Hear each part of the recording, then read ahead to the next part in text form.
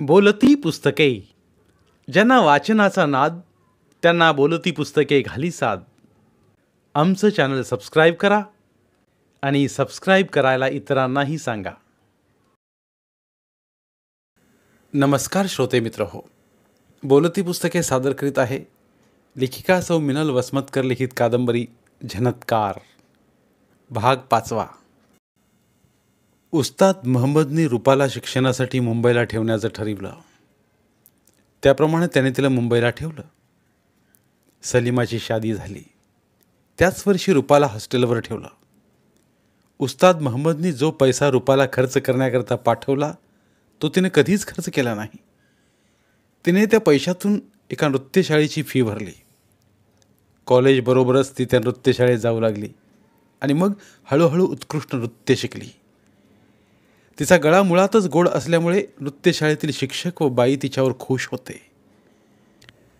थोड्याच दिवसात रूपाने नृत्याचे धडे घेतले व ती सुंदर नृत्य करू लागली. पण यातली एकही गोष्ट तिने वस्ताद महम्मदांना कळू दिली नाही. नुपुरांचा आवाज, त्याचा झनत्कार तिला आपल्या जीवनाचा एक भाग वाटत होता. ती नाचत असली म्हणजे नृत्यशाळेतील म्हातारे शिक्षक आणि बाई तिच्याकडे बेभान होऊन पाहत असत. आपल्या कलेचे या मुलीने चीज केले असे त्यांना वाटत असे. इकडे उस्ताद आपण रूपाला मुंबईला पाठवले या खुशीत होते आणि तिला शिक्षणाला पैसा कमी पडू नये म्हणून त्यांनी गाण्याचे जास्त तास सुरू केले होते. रात्रीसुद्धा 11 वाजेपर्यंत ते नृत्यशाळेत मुलींना शिकवत होते. रूपा सुटीला आली की ते कसे आनंदून जात. त्यांना रूपाकडे पाहिले की भूतकाळ आठवत होता आणि त्यांच्या मनाला टोचणी लागत होती की आपण वचनातून कसे मुक्त होऊ. रूपाची शादी आता एखाद्या वर्षात करायला पाहिजे.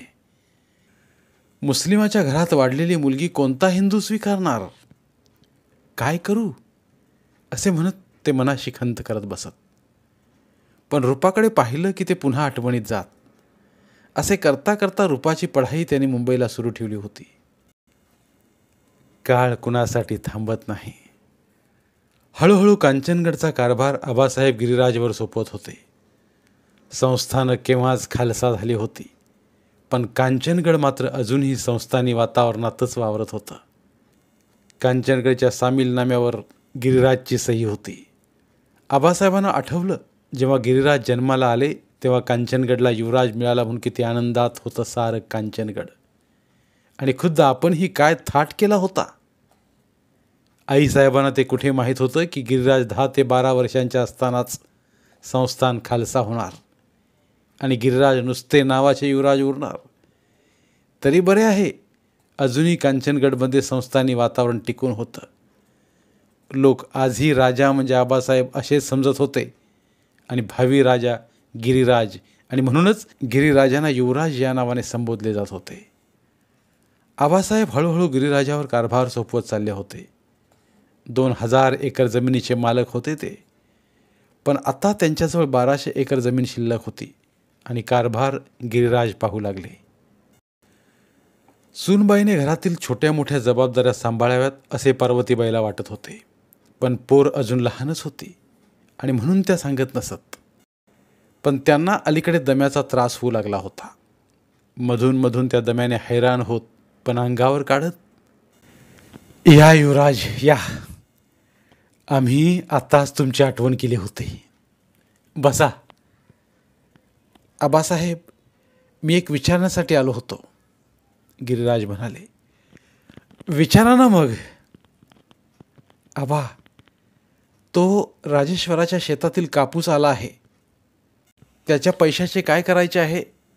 आणि त्या माळावरची ज्वारी आली आहे, घालावी म्हणतो उद्या आडतीला. तळ्याच्या शेतातील ज्वारी वाटावी गडी माणसांना असा विचार आहे. तुम्हाला काय वाटतं? बाकीचं ठीक आहे. राजेश्वराच्या शेतातील पैशाचं देणं द्यायचं आहे. तुमच्या लग्नाच्या वेळी कोल्हापूरहून जडजवाहीर व सोने मागवले होते, त्यांचे कालच पत्र आले आहे. राजेश्वराच्या शेतातील धान्याच्या पैशात जडजवाहिराचे देणे देऊन टाका. बोला, अजून काय आहे? काही नाही, परंतु थोडीफार आर्थिक चणचण जाणवत आहे. युवराज, तुम्ही अजून लहान आहात. व्यवहाराचे पुरते ज्ञान अजून तुम्हाला व्हायचे आहे. संस्थान खालसा झाल्यामुळं आता पूर्वीसारखा शेतसारा मिळत नाही. तसेच जहागिरीचे पैसेही मिळत नाहीत. थोडेफार जाणवणारच. बाकी कसे चालले आहे? ठीक. उमाबाई आपल्या महालात आरशापुढे उभ्या होत्या.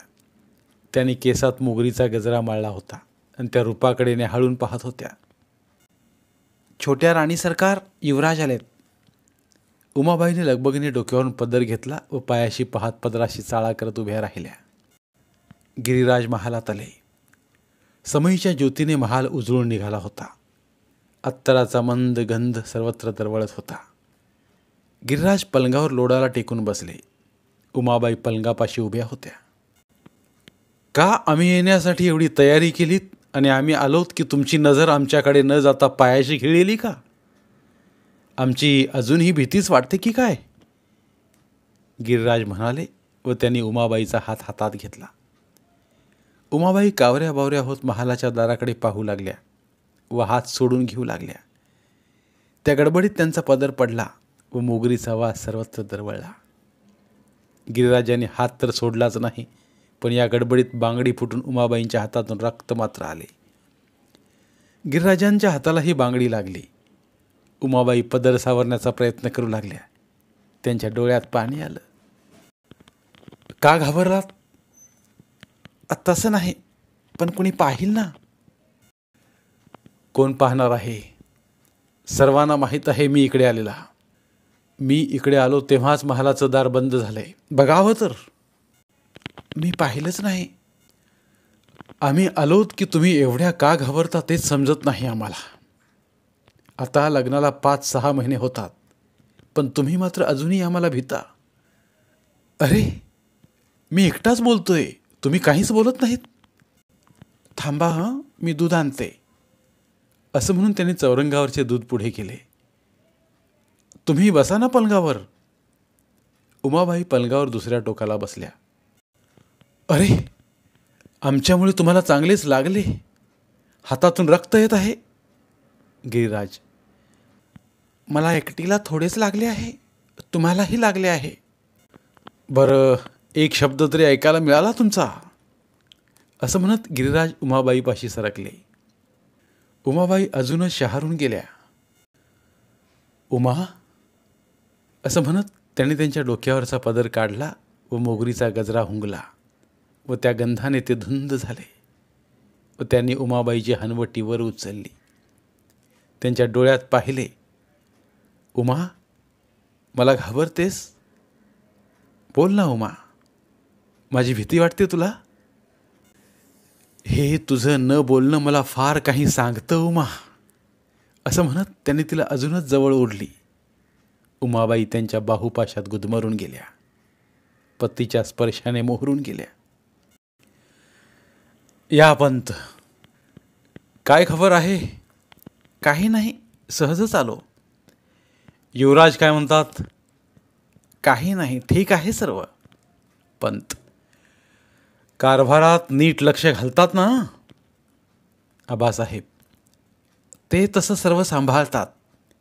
हिशोबही तसा चोख आहे, पण मधूनच लहर आली की उठून जातात. पंत, आबासाहेब गालात हसले. राजे, काही चुकलं का माझं? पंत, नाही, तुमचीही चूक नाही आणि युवराजांचीही नाही. आबासाहेब, म्हणजे? पंत, अहो, आता युवराज काही बाळराजे राहिले नाहीत, मोठे झालेत. घरात सुनबाई आल्यात हे विसरता तुम्ही पंत. पोर अजून नवीन आहे. काही लागलं सवरलं तर कुणाला म्हणणार? आणि सुनबाई एखाद्या वेळी काही लागले तर सासूजवळ म्हणेल ही. पण युवराजांनी लक्ष द्यायलाच हवं ना. मग 4 पैसे जास्त लागणारच. चांगली गोष्ट आहे पंत ही. आता ज्याचं त्यानं पाहायलाच हवं. एखाद्या 2 वर्षात निवृत्त व्हावं म्हणतो या कारभारातून आणि काशी यात्रेला जावं, देवधर्म करावा. अलीकडे देवधर्मात मन जास्त रमायला लागलं आहे. आबासाहेब म्हणाले. राजे, चुकलंच माझं, या गोष्टी लक्षात आल्या नाहीत माझ्या. पंत. नाही पंत, लक्ष ठेवण्याचं कामच आहे तुमचं, आबासाहेब म्हणाले. प्राची उजळून निघाली होती. कोंबड्याच्या आरवण्याने कांचनगड नुकतेच जागे होऊ लागले. पार्वतीबाईंनी आपले स्नान आटोपले व त्या देवघरात गेल्या. अलीकडे आबासाहेब पूजा करू लागल्यापासून पार्वतीबाई देवघरात स्वतः हजर राहू लागल्या. पूजा आटोपली, आरती झाली व ते दोघेही देवघरातून ओसरीवर आले. राजे घराण्याच्या नियमाप्रमाणे गिरिराज पाया पडण्यासाठी आले होते आणि आईवडिलांची वाट पाहत ओसरीवरच्या बंगईवर बसले होते. गिरिराजांनी आईवडील ओसरीवर येता दोघांनाही नमस्कार केला. आयुष्यमान भव. हे काय, आज सुनबाईंना कुठे सोडलं? त्यांना आज उशीर का झाला?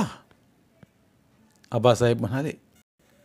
मी आलो तेव्हा त्या उठल्या नव्हत्या, गिरिराज म्हणाले. का? बरं नाही की काय पोरीला? इतका वेळ झोपत नाही ती? पार्वतीबाई म्हणाल्या. मंजुळे, ए मंजुळे. जी बाईसाहेब. अगं सुनबाईकडे जाऊन ये बरं. काय झालं म्हणावं पोरीला? नाहीतर थांब हो, मीच येते. चल. युवराज, तुम्ही बसा, दूध घ्या, असं म्हणत पार्वतीबाई निघाल्याही. पार्वतीबाई व मंजुळा उमाबाईंच्या महालाजवळ आल्या. त्यांनी दारावरच किशीला विचारलं. किशे, बाई केव्हापासून झोपून आहेत? काल सकाळी तुमच्याकडून आल्या त्या उठल्याच नाहीत. उलट्यानी बेजार आहेत कालपासून. अन्न नाही पोटात. अगं मग खबर देता येत नव्हती का? मी निघालेच होते. त्याच म्हणाल्या राहू दे, होईल कमी. मंजुळे, तू थांब, मी जाते मध्ये, असे म्हणत त्या आत गेल्या. समईचा प्रकाश महालात मंद वाटत होता. उमाबाई उशीवर डोळे मिटून पडल्या होत्या. त्यांना पायाची चाहूल लागली म्हणून त्यांनी मान वळवली. कोण? सासूबाई, असे म्हणत त्यांनी डोक्यावर पदर घेतला व त्या खाली उतरून उभ्या राहू लागल्या. बसा ना. उठू नकोस पोरी. उमाबाई पलंगावर बसल्या. सुनबाई, कालपासून झोपून होतीस. अगं कळवायचं नाहीस? तुझं बरोबर आहे म्हणा, लाजलीस ना? उमाबाईंनी अजूनच मान खाली घातली. कधी बसली होतीस?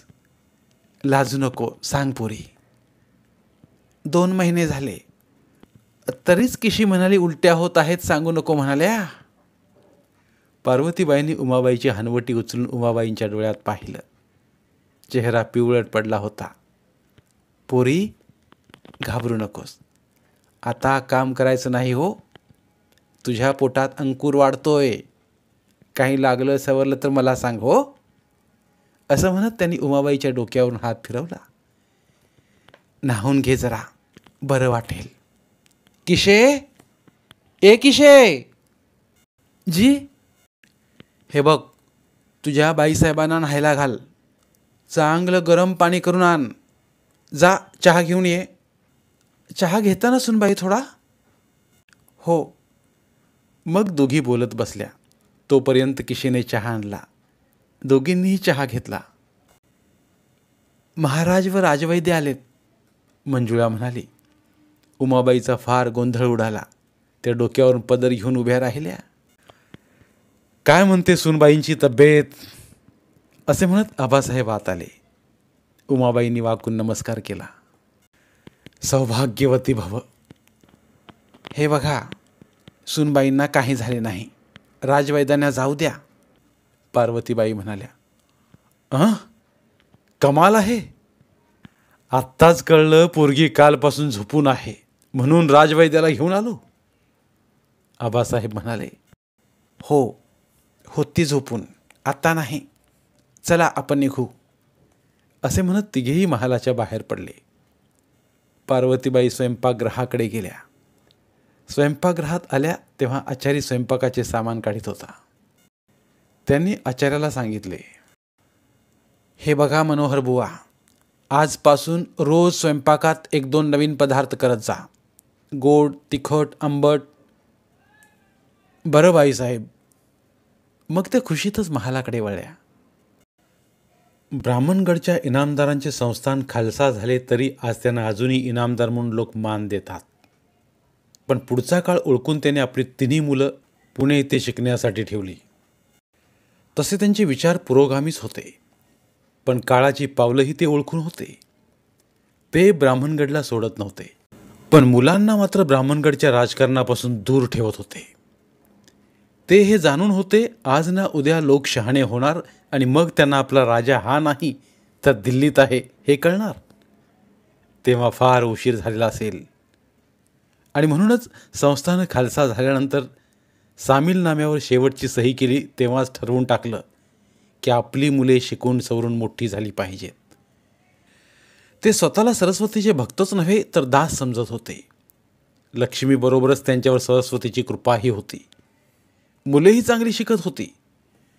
कुंभारगडचे संस्थान खालसा झाले होते, पण ते आपल्या चालीरीती रूढी परंपरा जोपासूनच नव्हे तर ते टिकवून होते. संस्थाने खालसा झाली तरी आपले विचार त्यागण्यासच ते तयार नव्हते. तरी पण त्याने आपल्या छोट्या मुलास बाहेर कुठेतरी शिकायला ठेवण्याचे ठरवले होते. गिरिराजांचे घरच्या कारभाराबरोबरच शिक्षणही चालू होते. ते घरी बसून पुणे विद्यापीठातून इंग्रजीत MA करत होते. त्यांचा अभ्यासही चालू होता. तसे ते हुशार होते आणि उर्दू व इंग्रजीवर त्यांचे चांगलेच प्रभुत्व होते. इंग्रजी त्यांचा आवडता विषय होता. ते मराठीच्या कादंबऱ्या पुस्तके कमी वाचत. इंग्रजी पुस्तक हातात घेतले की ते पूर्ण झाल्याशिवाय त्यांना चैनच पडत नसे. आपल्या महालात त्यांनी इंग्रजीबरोबरच उर्दू, संस्कृत, मराठी आणि इतर पुस्तकांची एक मोठी लायब्ररी तयार केली होती. काचेच्या कपाटात एका ओळीत ते पुस्तके ठेवत. कुठेही गेले की ते नवीन पुस्तक खरेदी करत. आजही त्याने एक इंग्रजी कादंबरी खरेदी केली होती. ती कुठे ठेवावी या विचारात ते कपाटाजवळ उभे होते. इतक्यात नोकराने येऊन सांगितले, विजयकुमार आलेत. पाठव त्यांना. थोड्याच वेळात विजयकुमार आत आले. विजू, तुला माझी परवानगी कधीपासून लागायला लागली? तसं नाही रे, तुम्हा संस्थानिकांबरोबर राहून राहून काहीतरी रीती आमच्याही अंगात मुरत आहेत. युवराज, केव्हा आलास? गिरिराज, थोडा वेळ झाला. आधी तिकडे घरी गेलो होतो. तिथे कळले तू लायब्ररीत आहेस म्हणून. चहा घेतला व इकडे आलो. बोला, काय काम काढलंस? ओळख? भेटायला आलास? नुसता भेटायला नाही आलो. मग सांग तर. हे बघ, असे म्हणत विजयकुमारांनी लग्नपत्रिका पुढे केली. वाह वाह वाह वाह, तर तुम्ही चतुर्भुज होणार म्हणायचे. आणि आधी नाही कळवलंच बेट्या, एकदम पत्रिकाच दाखवत आहेस. तसं नाही रे. त्याचं काय झालं? काही सांगू नकोस. चल उठ, ही खुशखबर घरी जाऊन सांगू. दोघेही बोलत बोलत बाहेर पडले. अक्कासाहेबांना अलीकडे जास्तच थकल्यासारखे वाटत होते. त्यांच्या अंगात बारीक ताप नेहमीच येऊ लागला, पण ते त्याकडे फारसे लक्ष देत नसत. पार्वतीबाई सुनेचे कोडकौतुक करण्यात रमून गेल्या होत्या. आज चोळी तर उद्या बांगड्या तर परवा साडी, हळदी कुंकू हे नेहमीच वाड्यावर चालू होते. नवीन पक्वान्न होऊ लागले. डोहाळे पुरवता पुरवता 9 महिने झाले आणि उमाबाई प्रसूत होऊन त्यांना कन्या झाली. त्याचवेळी Giriraj MA first class pass झाल्याची तारही आली. राजवाडा आनंदून गेला. मुलीचं नाव मृगजा ठेवण्यात आलं. गिरिराज विजयकुमारच्या लग्नाला जाऊन आले. त्यांनी सर्व कारभार हातात घेतला होता. त्यांचे कुंभारगडचे राजेगुंडे वयाने मोठे असूनही त्यांच्याशी अलीकडे मैत्रीचे संबंध जास्त झाले होते. त्याला कारणही तसेच होते. अलीकडे राजेगुंडे गाण्याच्या मैफली महिन्या 2 महिन्याला नवीन ताफ्या आणून भरवित होते. गिरिराजांना या मैफलीचे बोलावणे आवर्जून असे आणि गिरिराज ही न चुकता मैफलीला जाऊ लागले. जास्तच रस घेऊ लागले, पण ते मदिराला कधीच शिवत नसत. खाणे व पिणे या 2 गोष्टी ते कटाक्षानं टाळत, पण गाण्याच्या मैफलीत रमत. आजही ते पंतांशी महत्त्वाचे असेच बोलत बसले होते. तोच दरबाराने येऊन सांगितले, युवराज, कुंभारगडहून राम्या आलाय. पंत, आपण उद्या पाहू. असे म्हणत गिरिराज उठले. पण युवराज, पंतांचे शब्द तोंडातच राहिले. गिरिराज केव्हाच बाहेर गेले होते. काय राम्या, काय खबर आहे? आज चंदनगावचा ताफा आला या, त्यासाठी बुलावा आहे तुम्हाला. रातच्याला गाण्याची बैठक आहे. चल, मी आलोच. कोण आहे रे तिकडे? माझी बग्गी काढा. असे म्हणत ते आपल्या महालाकडे वळले आणि थोड्याच वेळात तयार होऊन कुंभारगडकडे निघाले. रजनी रातराणीच्या गंधाने धुंद होऊन रजनीनाथाच्या आगमनाची वाट पाहत होती. अशाच वेळी उमाबाई किशीला सूचना देत होत्या. ती गुलाबी साडीचोळी काढ, ते मोत्याचे दागिने काढ. कारण आज सकाळीच त्या दारुणी महालातून आपल्या महालात आल्या होत्या आणि तशी खबरही त्यांनी किशीबरोबरच गिरिराजांनाही दिली होती. त्यांनी मृगजला पाळण्यात टाकले. त्याने एखाद्या नववधूने शृंगार करावा तसा सर्व शृंगार केला. त्या गिरिराजांच्या आगमनाची वाट पाहत होत्या. त्याने गजरा हातात घेतला व डोक्यावर माळणार तोच किशी आत आली व म्हणाली, राणीसाहेब, युवराज बग्गी घेऊन कुंभारगडाकडे गेलेत थोड्या वेळापूर्वीच. उमाबाईने अंबाड्याजवळ नेलेला गजरा समोर चौरंगावर ठेवला आणि पाळण्याला झोका लोटला. त्या मनात विचार करू लागल्या, आज असं का करावं ह्यांनी? मागच्या 2 महिन्यातल्या खबरा ऐकून मी महालात येताच राजघराण्यातील स्त्रीची मर्यादा सोडून किशीबरोबर निरोप केला होता. 2-2.5 महिने मी दारुणी महालात होते. एवढ्यातच कुंभारगडचे मैफलीचे प्रमाण वाढले आणि यांचे जाणेही. मी काय करायचं होतं? पुरुष एवढं सुद्धा सहन करू शकत नाही का? तरी मी वेळोवेळी खबर घेत होते. त्यांच्या डोळ्यात पाणी आलं. त्यांनी पाळण्याला जोरात झोका दिला. पाळण्याच्या कड्यांचा कर्र कर्र आवाज झाला. त्या आवाजांनी छोटी मृगजा जागी झाली. उमाबाईंनी मृगजाला उचलून हृदयाशी धरलं. तो 2 महिन्यांचा जीव गुदमरून जाऊन रडू लागला तसं त्यांच्यातील आई जागी झाली. त्यांनी डोळे पुसून मृगजाला पदराखाली घेतलं. कांचनगडचे तसे 2 मोठे उत्सव, एक म्हणजे आषाढातला. आषाढातले 2 दिवस व श्रावणाचा 1 दिवस, आणि दुसरा उत्सव म्हणजे माघातील महाशिवरात्रीचा. महाशिवरात्रीचा उत्सव 2 दिवसांचा असे. महाशिवरात्रीच्या दिवशी जेवढे लोक येतील त्यांना उपवासाचे दिले जात असे. उसळ, भगर आणि कांचनगडच्या उकडलेल्या रताळ्याच्या फोडी गूळ लावून देत असत. त्या प्रसिद्ध आहेत. रात्री 12 वाजता राजेश्वरला बेल वाहण्यात येई. दुसरे दिवशी पारणे असे. त्या दिवशी सर्व लोकांना जेवायला असे. हा सर्व खर्च आबासाहेबांचा असे. आषाढातील उत्सवाचे मात्र पहिले जेवण आबासाहेबांचे, दुसऱ्या दिवशीचे लोलिंबेकरांचे आणि तिसऱ्या दिवशीचा मान मात्र ब्राह्मणगडचे इनामदार यांचा होता. त्याला कारणही तसंच होतं. ब्राह्मणगड व कांचनगडमध्ये फक्त गौतमीच आडवी आहे. राजेश्वराचे जे मंदिर कांचनगडला आहे ते एक मोठे शिवलिंग आहे आणि शंकराची पत्नी पार्वती हिचे माहेर ब्राह्मणगडला आहे, अशी आख्यायिका आहे. ब्राह्मणगडला एक ब्रह्मेश्वराचे मंदिर आहे. या मंदिरात शिवपार्वतीच्या मूर्ती आहेत. या मूर्ती जेव्हा इनामदारांचे पूर्वज ब्राह्मणगडला आले तेव्हा त्यांना एका झाडाखाली दिसल्या. इनामदारांच्या पंजोबांनी मंदिर बांधून शिवपार्वतीची स्थापना केली. हे मंदिर बांधून पूर्ण झाले तेव्हा चैत्र उजाडला होता. म्हणून चैत्रातील त्रयोदशी, चतुर्दशी आणि पौर्णिमा हे 3 दिवस गावाला जेवण देण्याचा नियम ठेवला. पहिला मान गुरुवाचा. मंदिरातील सर्व गुरवच पाहत असल्यामुळे पहिल्या दिवशीचं जेवण देण्याचा मान मामा गुरव यांच्याकडे होता. दुसरा दिवस इनामदारांचा. तिसऱ्या दिवशी गावचे पाटील यांचा. जिथे मूर्ती सापडल्या त्यांच्या खालून ते राजेश्वराच्या मंदिरापर्यंत गौतमीच्या पाण्यातून भुयार आहे, अशी एक आख्यायिका होती. इनामदाराने एकदा मंदिराच्या पायऱ्यांकडचा भाग उकरून पाहिला. तो खरोखरच तिथे भुयाराचे दार दिसले आणि दुसरे दार राजेश्वराच्या मंदिरातील गाभाऱ्यात खालून आहे असे दिसले. आणि तेव्हापासून इनामदारांचे पंजोबा कांचनगडला पंगत देऊ लागले. म्हणून या जेवणाला राजेश्वराच्या सासरवाडीचे जेवण असेही संबोधले जाई. ती परंपरा आताही पुढे चालू होती. हे दोन्ही उत्सव मोठ्या दणक्यात होते. असाच यावर्षीचा महाशिवरात्रीचा उत्सव झाला. नेहमीप्रमाणे सर्व झाले. पारण्याचा दिवस उजाडला. सोहळ्याचा स्वयंपाक व इतर स्वयंपाक झाला. आलेली मंडळी राजेश्वराच्या मंदिरात गप्पा मारत बसली होती. गुरूंनी राजेश्वराच्या नैवेद्याचे ताट वाजत गाजत मंदिरात आणले. ते पिंपळापासून मंदिरात जात होते तोच गौतमीच्या घाटावर एक फाटके कपडे घातलेला भिकारी हातात टोपी घेऊन, मला थोडा भात द्या, मला थोडा भात द्या असं म्हणत होता. त्याला मंदिरातील लोकांनी हाकलून दिले. इकडे नैवेद्य दाखवत होते. पण काय आश्चर्य, तो भिकारी घाटाच्या 2 पायऱ्या उतरला आणि दिसेनासा झाला. लोकांनी खूप शोधलं पण तो गडप झाला.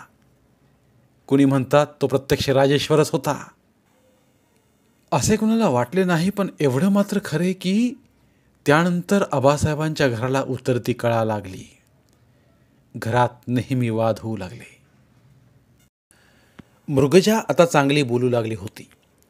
तिच्या बोबड्या बोलाने राजवाडा आनंदून जात होता. आबासाहेब व पार्वतीबाई यांचा तो एक विरंगुळाच होता. नोकर चाकर आणि आजी आजोबांचे लाड मग मृगजा उमाबाईंपर्यंत येतेच कशाला. आत्ताही उमाबाई अशाच बसल्या होत्या.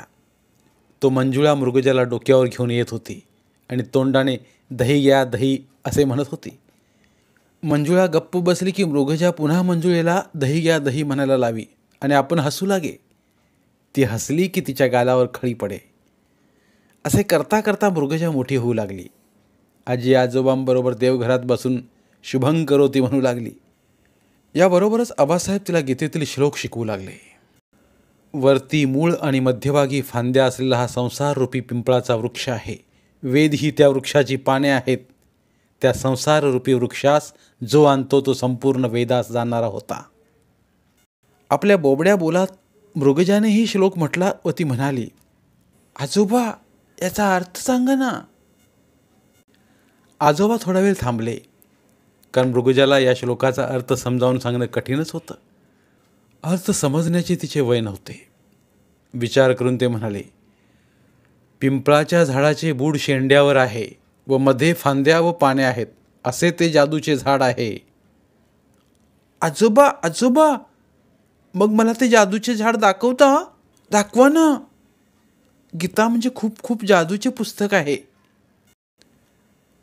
आजोबा तिची समजूत काढीत म्हणाले, तू मोठी झालीस ना म्हणजे मग ते झाड तुला आपोआप दिसेल.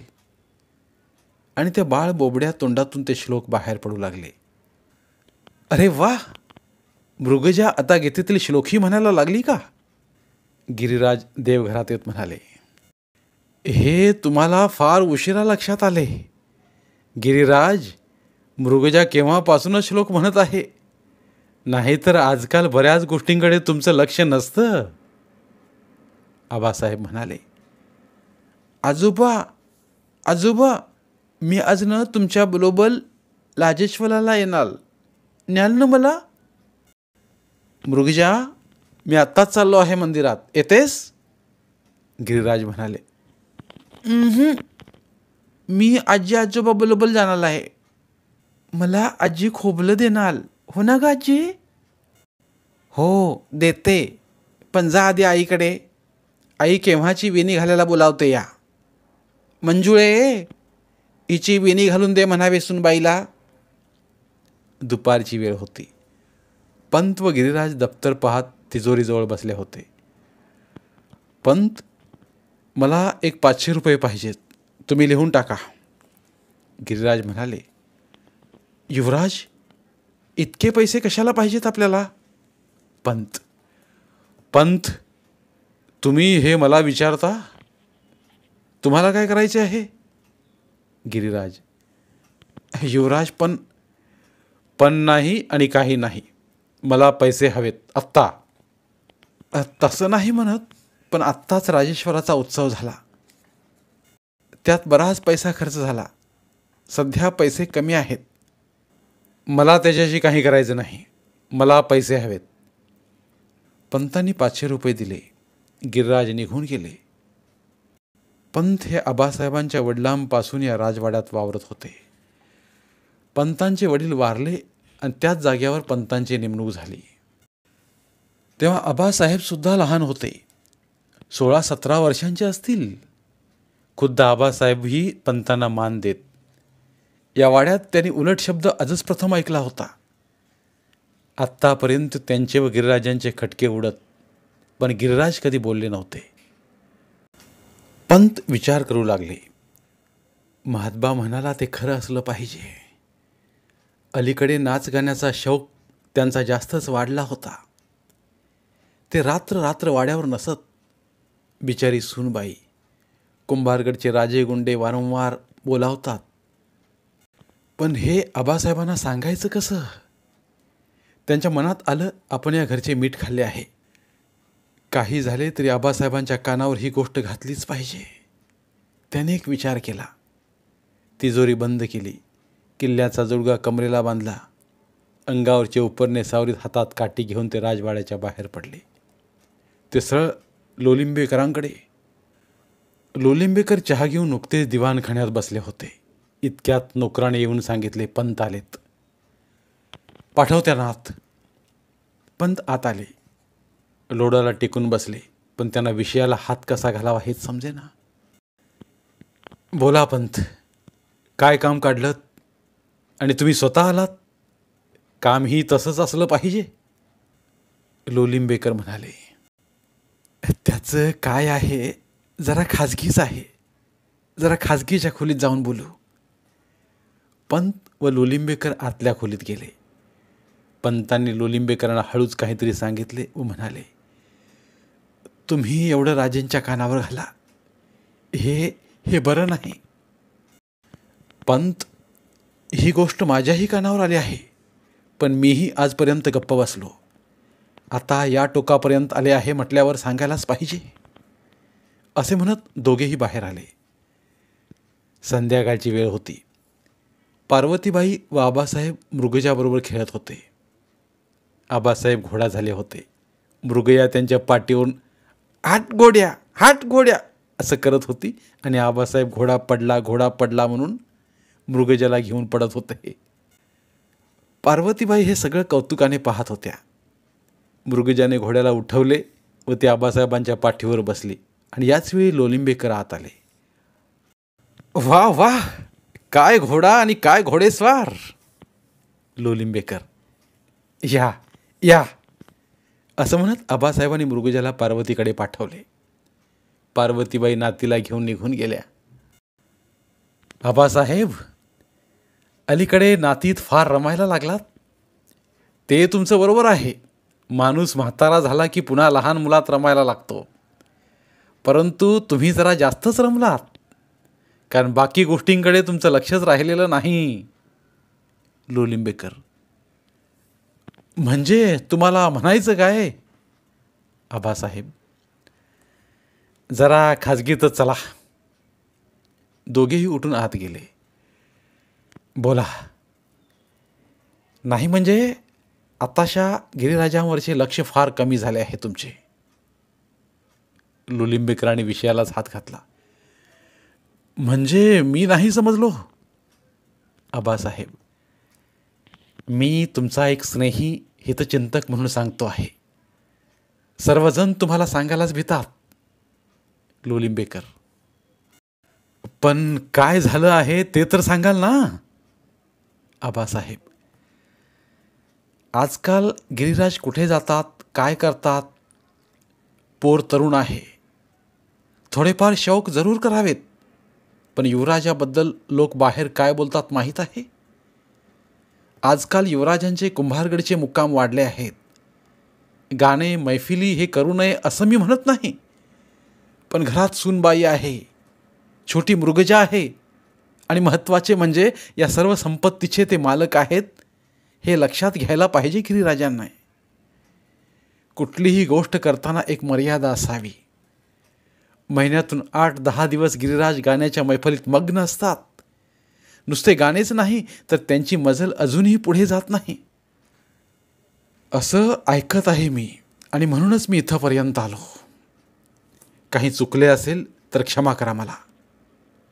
लोलिंबेकर, तुमचे काही चुकले नाही. तुम्हाला असे कसे वाटले की मी तुम्हाला काही म्हणेन म्हणून? आबासाहेब म्हणाले, येतो मी, मला जरा काम आहे, असे म्हणत लोलिंबेकर उठले. आबासाहेब त्या दिशेकडे बघत विचार करू लागले. या गोष्टी माझ्याही थोड्याफार कानावर आल्या होत्याच, पण लहान आहे, तरुण आहे म्हणून आपण थोडे दुर्लक्ष केले आणि मग त्यांना भूतकाळ आठवू लागला. आपण दासी भेट करू म्हणालो होतो तेव्हा पार्वतीबाईंनी विरोध केला आणि उमेबरोबर लग्न झालं. उमा देखणी आहे, ती खरोखरच या घरची सून शोभते, सालस आहे.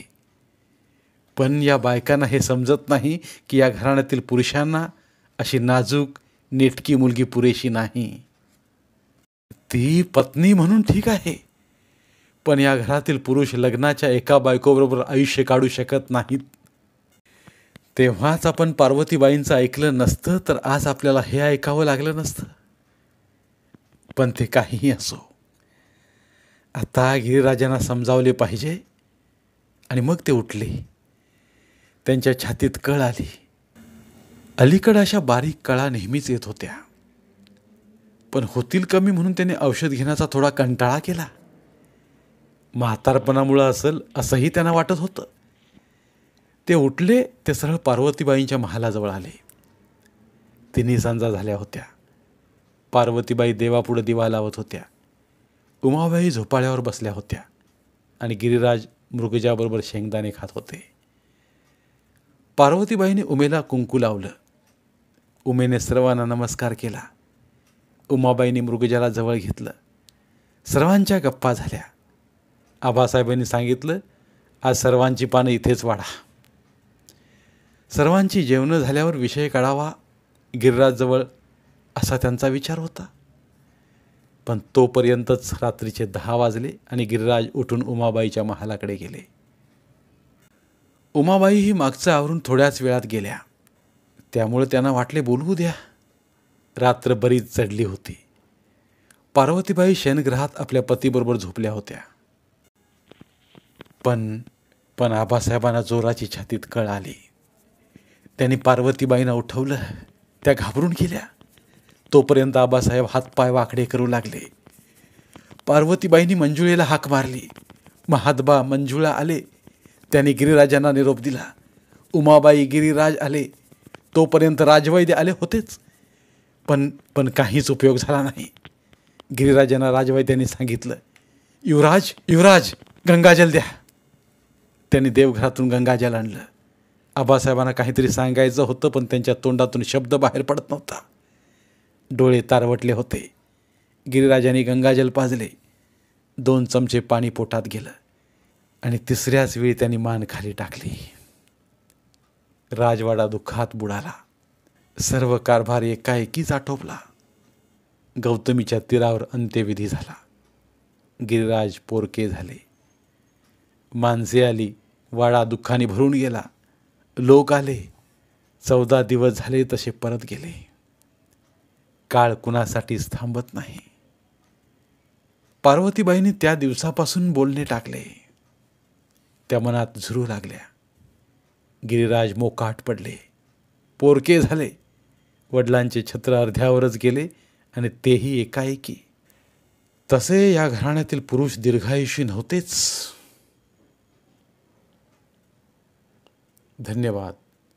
उर्वरित कादंबरी पुढील भागात. मराठीतील प्रतिभावंत लेखकांचं साहित्य, कथा, कादंबऱ्या ऐकण्यासाठी आमचं बोलती पुस्तके हे चॅनल सबस्क्राईब करा आणि मराठी साहित्याचा प्रसार करण्यासाठी प्रत्येक मराठी माणसाला सबस्क्राईब करण्यासाठी आवाहन करा आणि बोलती पुस्तके या साहित्य चळवळीत सहभागी व्हा. आपले पुन्हा एकदा धन्यवाद.